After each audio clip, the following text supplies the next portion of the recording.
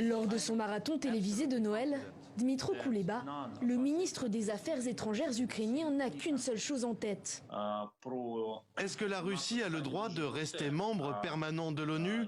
Nous avons des arguments à présenter pour dire que non, elle n'a pas le droit. Mais peut-on vraiment exclure la Russie du Conseil de sécurité des Nations Unies? Pas si sûr. Lors de sa création en 1946, l'ONU rassemble au sein du Conseil de sécurité les États vainqueurs de la Seconde Guerre mondiale. La France, le Royaume-Uni, la Russie, la Chine et les États-Unis. Ils sont membres permanents de cet organe chargé de maintenir la paix et la sécurité internationale. Une sorte de tête pensante pour les Nations Unies.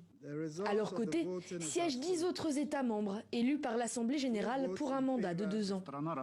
Mais les 5 membres fondateurs sont les seuls dotés d'un droit de veto. Si l'un d'eux pose son veto, aucune décision contraignante ne peut être prise. Il faut l'unanimité.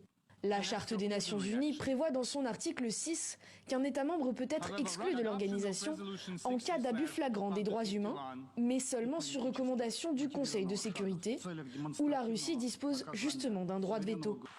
Pour changer cela, un amendement de la Charte pourrait être envisagé afin de retirer son statut de membre permanent à la Russie. Mais il doit lui aussi être validé par le Conseil de sécurité.